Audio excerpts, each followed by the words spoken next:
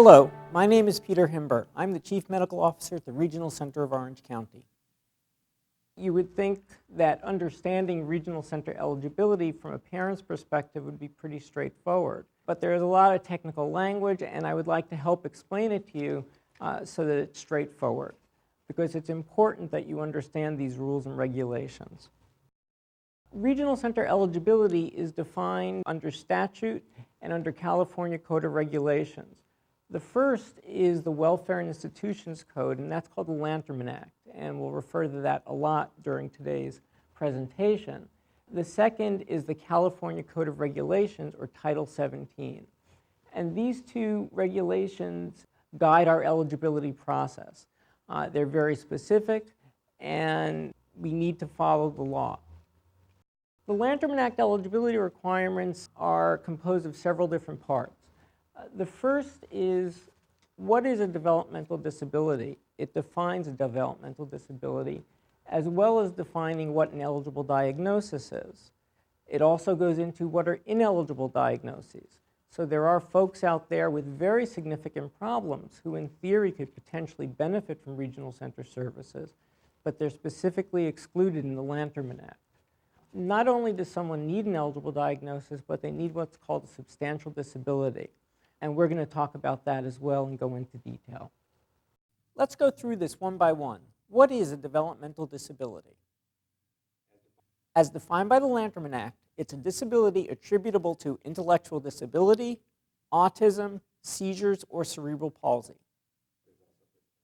There's also a fifth category, which includes disabling conditions found to be closely related to intellectual disability or to require treatment similar to that of an intellectual disability.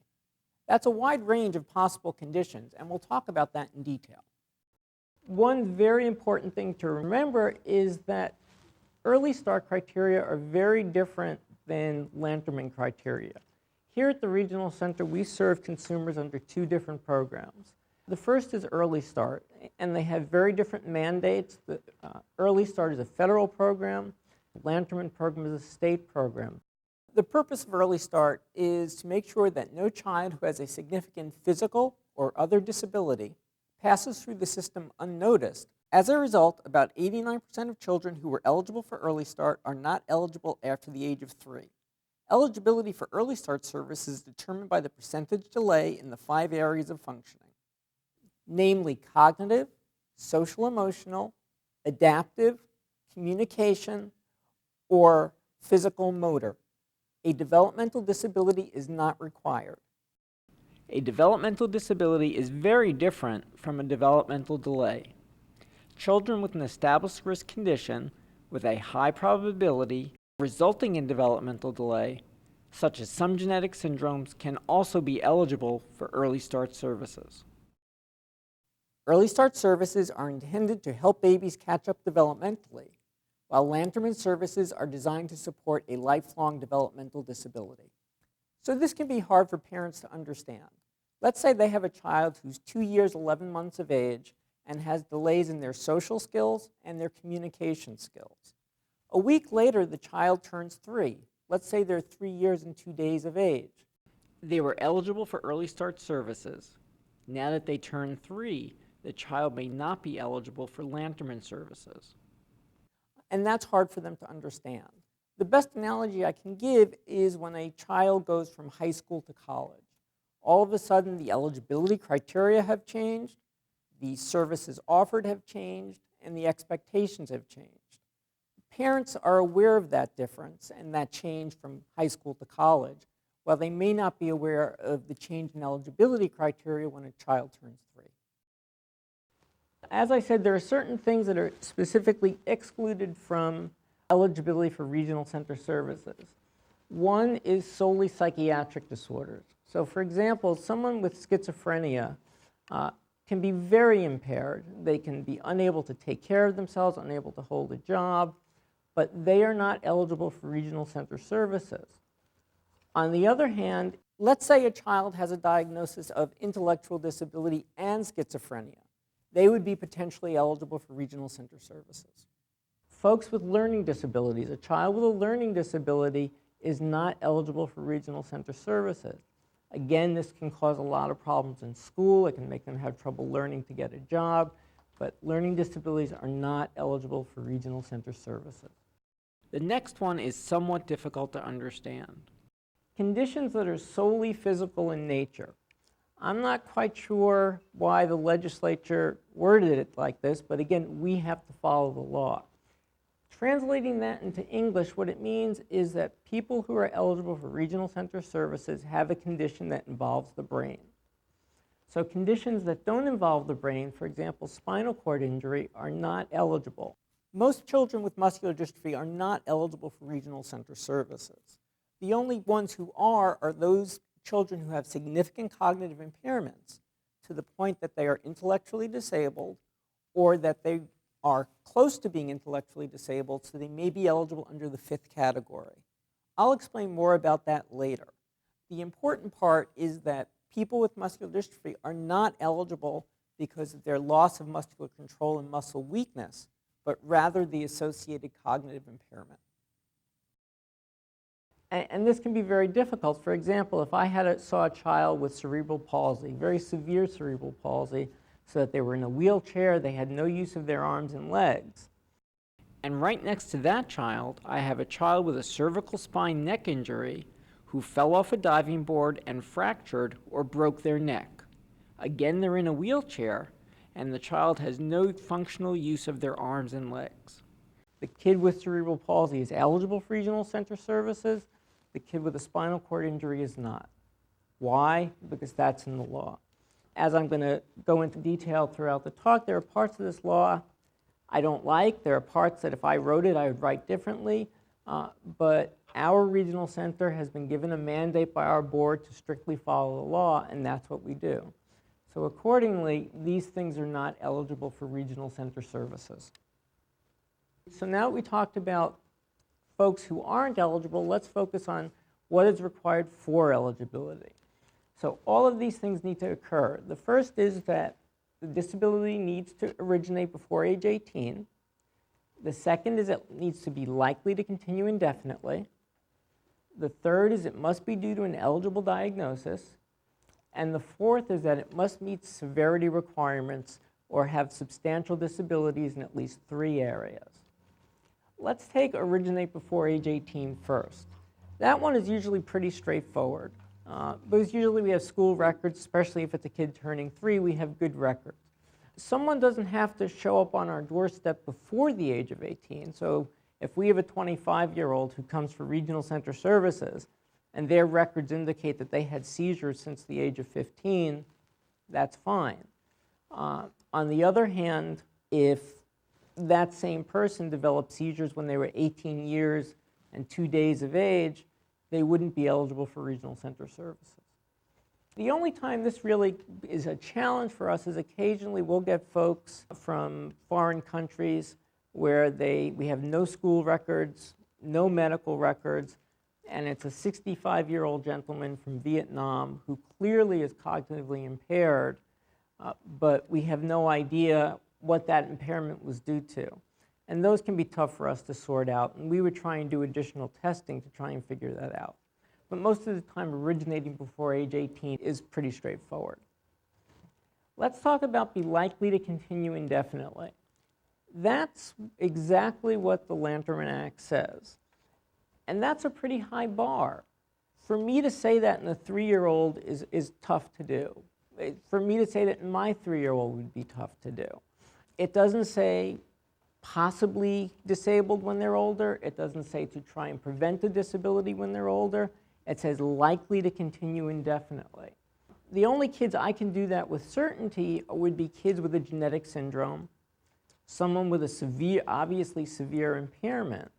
But if you take your typical kid with, let's say, with autism, who initially was very delayed, now they've been in a good early start program.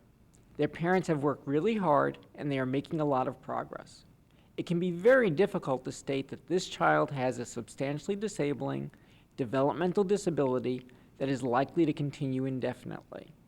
It's a very high bar that we need clear evidence for. What are the other eligible criteria for Lanterman services?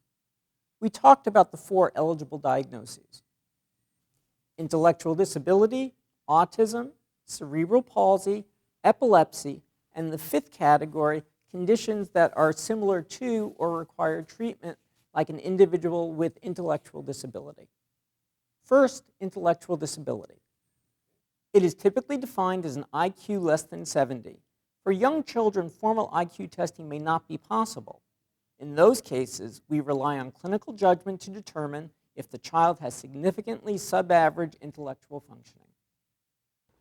In addition to the intellectual functioning deficits, they need to have problems with their adaptive skills, and their scores on adaptive behavior also typically fall below 70. Next, cerebral palsy. Cerebral palsy is defined by three things. Number one, it's a motor deficit. It's abnormal control of motor function, and it's due to a brain problem. Again, if it were due to a spinal cord problem, number one, it wouldn't be cerebral palsy. Number two, it wouldn't be eligible for regional center services. It's not progressive, and it's typically due to a prenatal or perinatal problem. So for example, a baby has a stroke shortly after birth. As a result of the stroke, they can't move their right side. It doesn't keep getting worse and worse. It's bam, it happened, and they have this deficit. That's typical cerebral palsy. Lastly, epilepsy is pretty straightforward. That's uncontrolled seizures.